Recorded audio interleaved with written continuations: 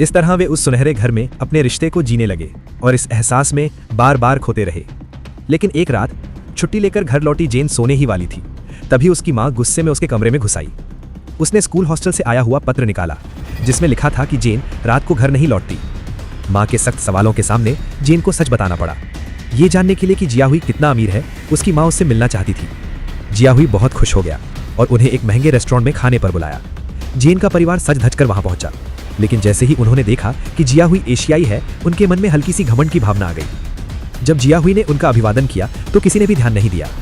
दोनों भाई ऐसे खाने पर टूट पड़े जैसे बहुत दिनों से भूखे हों, जो उनके कपड़ों से बिल्कुल मेल नहीं खाता था। माँ ने पेट भरने के बाद वहीं ऊँघना शुरू कर दिया, लेकिन जैसे ही उसकी नज़र जियाहुई के मोटे बटुए पर पड़ी, उसकी आंखें चमक उठी। उसे साफ समझ आ गया, वो बहुत खुश थी इस अमीर रिश्ते से।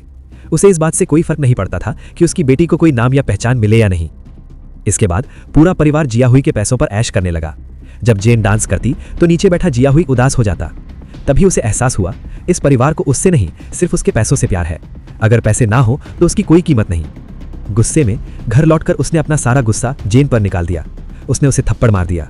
जेन ने कोई विरोध नहीं किया, वो चुपचाप सब सहती रही।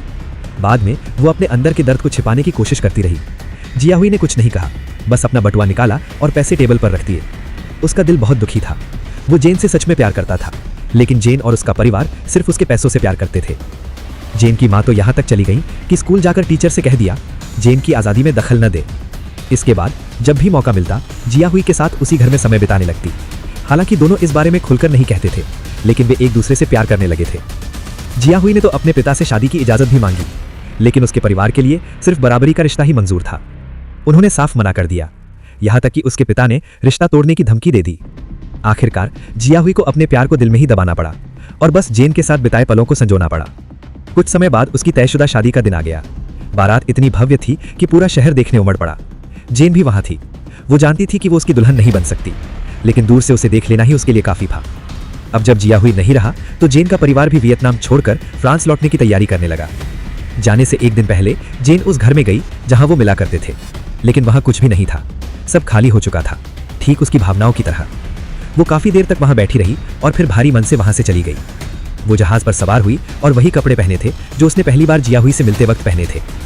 डेक पर खड़ी होकर जब जहाज धीरे धीरे बंदरगाह से दूर जाने लगा, तभी उसने उस परिचित काली कार को देखा।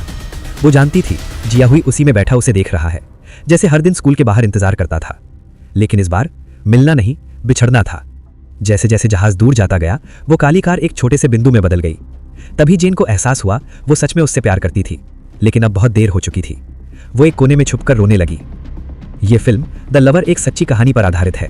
उस लड़की ने युद्ध, शादी, बच्चे और तलाक के बाद इस अपने प्यार को लिखा, और कई सालों बाद उस आदमी का फोन आया, मैंने तुमसे प्यार करना कभी नहीं छोड़ा और शायद आखिरी सांस तक करता रहूंगा।